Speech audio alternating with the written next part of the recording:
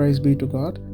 Today's Bible portion is from the book of Leviticus, chapters 13 and 14. In chapter 13, we'll read about regulations about defiling skin diseases and regulations about defiling moles. And in chapter 14, we read about cleansing from defiling skin diseases and cleansing from defiling moles.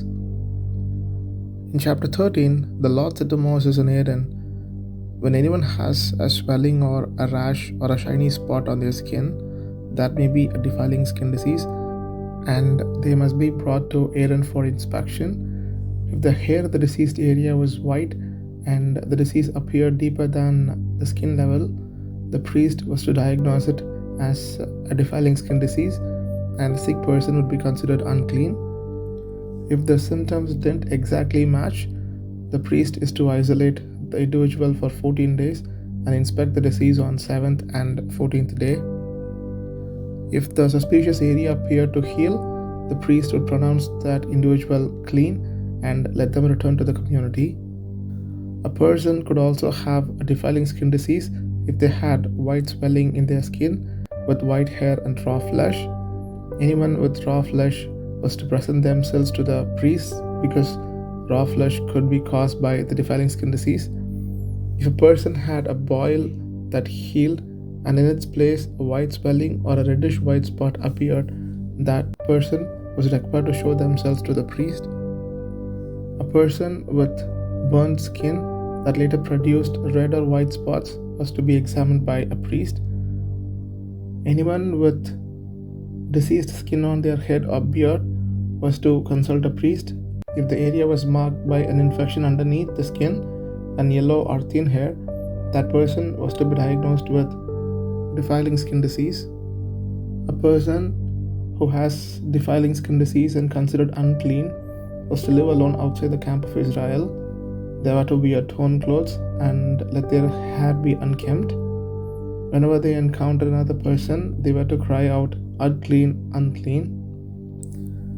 Whenever a case of suspected defiling mold was found in a garment or an animal skin, that item was to be brought to a priest, and if the priest confirms that it has defiling mold, he was to burn it.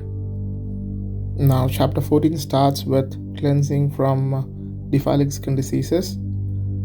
If a person has healed of defiling skin disease, the priest was to go out of the camp and inspect the individual.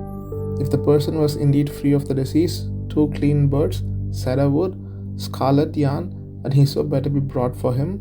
One of the birds was to be killed in an earthenware vessel over fresh water. Next, the live bird, cedar wood, scarlet yarn, and hyssop were to be dipped in the blood of the dead bird.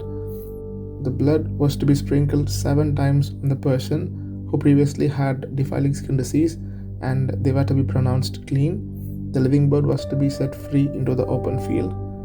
The healed man was to wash his clothes, shave his head, and bathe himself before returning to the camp, but he was to live outside his tent for 7 days upon his return. On the 7th day, he was to shave off all his hair and bathe again. On the 8th day, he was to take 2 male lambs and 2 ewe lamb, 3/10 of an ephah of fine flour, and 1 log of oil to the tabernacle. One of the male lambs were to be offered as a guilt offering, and the blood of it is put on the healed person's right earlobe, his right thumb, and the big toe of his right foot. Some of the oil was to be sprinkled 7 times before the Lord. Some of the oil was to be put on the man's right earlobe, right thumb, and big toe on the right foot. The remainder of the oil was to be poured out on the man's head. Next, the priest was to use other animals and flour to offer a sin offering, a burnt offering, and a grain offering for the man's cleansing. In verses 21 to 32, God described an alternative sacrifice that could be offered if the healed person could not afford 2 male lambs and a ewe lamb for the offering. The only difference is that instead of 2 male lambs and 1 ewe lamb, 1 male lamb as a guilt offering to be waved to make some atonement for them, together with 1/10 of an ephah of the finest flour mixed with olive oil for a grain offering, a log of oil, and 2 doves or 2 young pigeons, such as they can afford, one for a sin offering and the other for a burnt offering.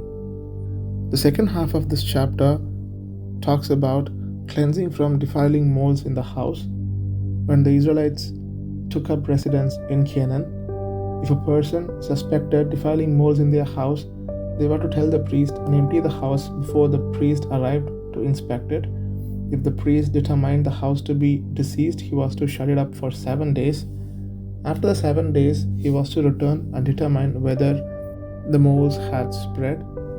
The stones affected by the moles were to be removed and the house was to be scraped and replastered.